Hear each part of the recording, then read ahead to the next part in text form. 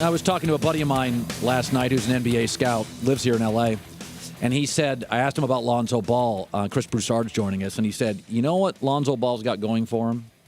Players are going to want to play for him. Now, Westbrook's greater talent, but, KD was there and left. Yeah. There is some value in this league to, being the guy. Like, for instance, I watched the Timberwolves last night. Karl Anthony Towns had 40 and 20.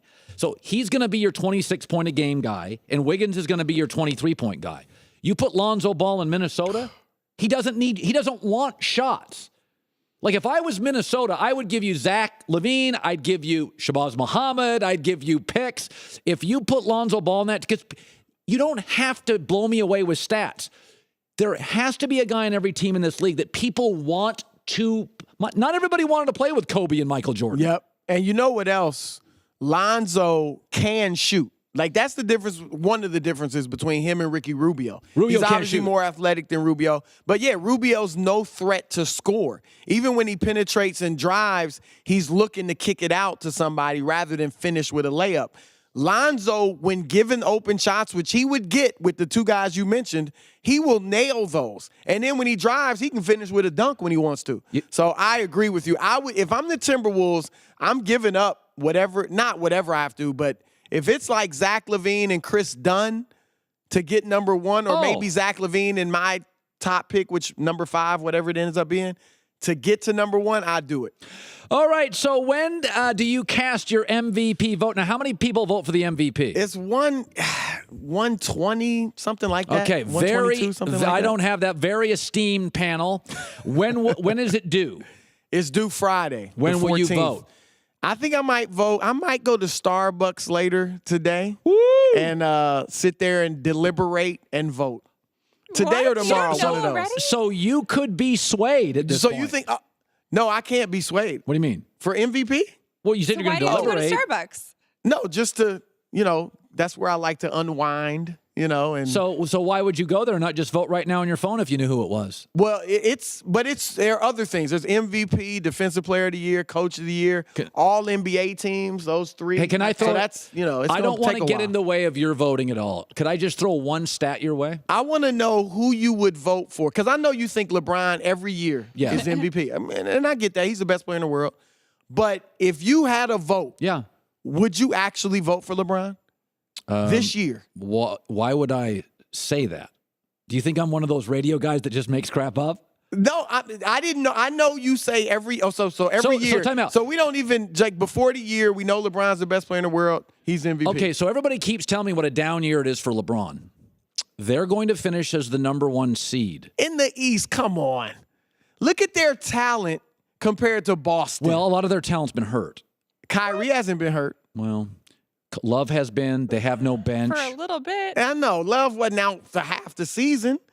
Their bench is as decent. I mean, it hasn't played well, but look at the names on Golden State's bench. So tell me. So he's not. There's no. And look, I'm a LeBron fan. I don't know if you There are. is no way he is the MVP. I don't know. It would be a travesty if he won the MVP. By this the year. way, everybody listening, does he sound like a LeBron fan? I'm objective. I wave the pom-poms for no man. That's my motto.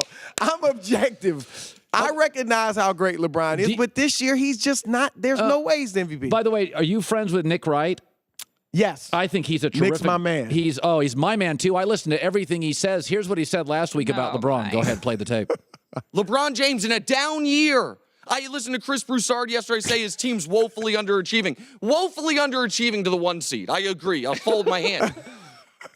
They're not. What you saw yesterday was that they're not woefully underachieving. Kristine, you know they are, right? Yes. This is ridiculous how badly they're playing. They're 5-5 in their last 10. And they're 23-20 in their last 43 games. But he's the MVP? Yeah, Come on. They got more talent by far than any other team in the Eastern Conference. You said it right, Chris. It would be a travesty. Okay, so can you just tell us, why not for the show give your ballot up? Well, why not? And by the way, you have an advantage. Everybody else does an anonymous one. Nobody cares about him. Chris Broussard can do a public one, and everybody cares about him. Well, I'm voting for Westbrook for MVP. All right. He's going to be MVP. Harden will be number 2. Okay, hold on. Let's do this for our audience. By the way, as you listen to this, America, he is pro-LeBron. Number 3. Just because I'm not voting for him for MVP. Okay, where's number 3? Probably Kawhi Leonard. That's where the last 3 are. They could move around, but probably Kawhi. Okay, how about probably that? LeBron 4. Not make sure now it's not going to be Rudy Gay at 4. Can you sandwich LeBron in your top 9? How I can't believe you think LeBron James is the MVP this year. The team has played horrible basketball lately. Let's say their defense is atrocious. Let's say in Paris there was a new architect, and he was critically acclaimed and Oxford educated. And we have some French music, and he moves to Paris. And he creates a structure. This is your French accent? Kristine, I don't speak French. That was English. Okay, so this new Oxford educated, he moves to Paris. And the critics, whatever the Le Pen or whatever the newspaper is in France, they just heap praise on him. And he builds this structure that is fascinating. Okay. And it just gleams class. Would it be better than the Eiffel Tower? LeBron is the league's Eiffel Tower, and they're playing in Paris.